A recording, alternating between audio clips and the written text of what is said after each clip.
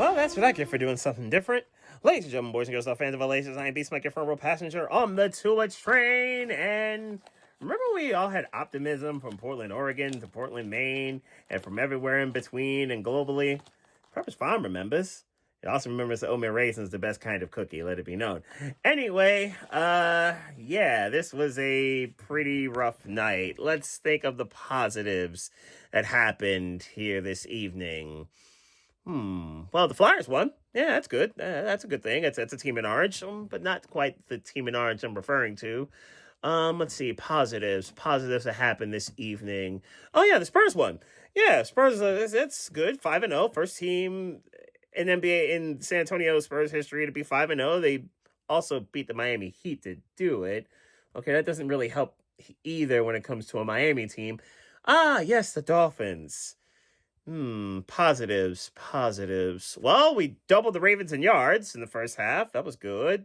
Achane and Waddle did their thing in said half. Also good. And from there, that's pretty much where the positives end. And the defense. I will say the defense. That was a respectable performance, at least for a half, and then the dam broke effectively in the second.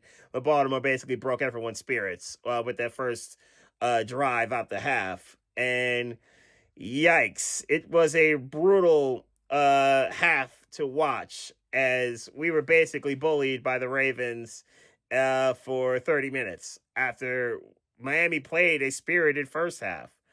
Now, sure, the Ollie Gordon play was absolutely awful. The referees cannot make a terrible call like that, yet they seem to be doing that at an even more alarming rate than they used to. This would not have determined the outcome of the game, though, but the fact that it took away what would have been first and goal at the 5 after Tua made a great throw to Waddle and it wasted that opportunity, that's frustrating. What's also frustrating is all the mistakes that Miami made. Mike McDaniel, for all that he said after the game, he was right at the end of the half. You can't play against two teams and expect to win. We played against the Ravens and played against ourselves and effectively lost twice. And so many mistakes were made. The fumble by Taj Washington that set up the Ravens and gave them an easy score.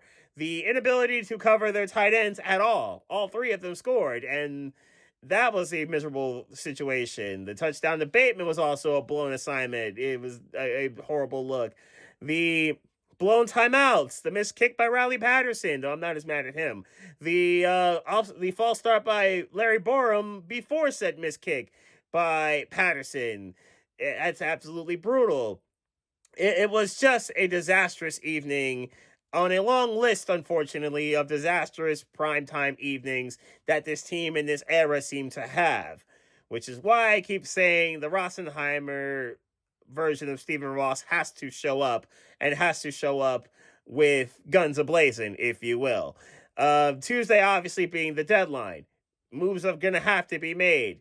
I stand by what I said a couple of weeks ago about the guys I'm not trading.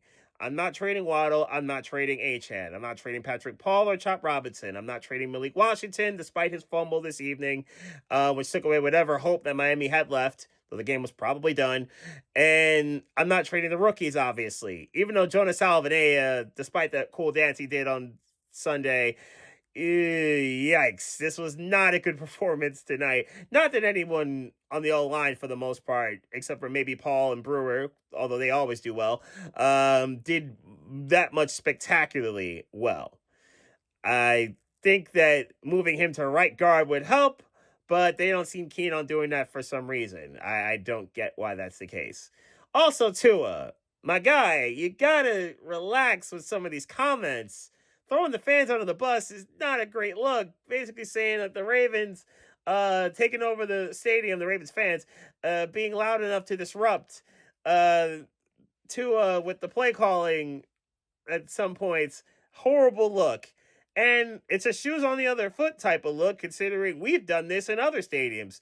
We took over FedEx Field not too long ago. I will still call it FedEx Field. We took over Landover, Maryland a few years ago, and it was 70-30 Dolphin fans.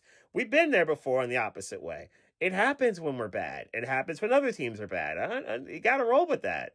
And it's frustrating that he just keeps putting his foot in his mouth with some of these comments. I get it, accountability, he tends to take it, but yikes, some of these comments are rough. All of this was rough. All of this was as scary as the Browns game. Well, not as scary as that, or the Colts game, but this was definitely a bronze medalist in terms of a frightening performance. Happy Halloween, by the way.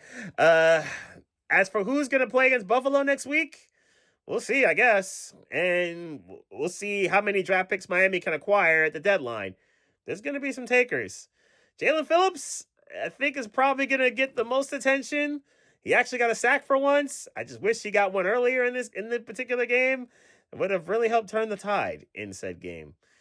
Anyway, on the Buffalo next week, I suppose, no matter who's going to be on the Tua train, to be there for the Bills game. Maybe some departing passengers. We'll see what happens. All aboard. Whoop, whoop. Fins up.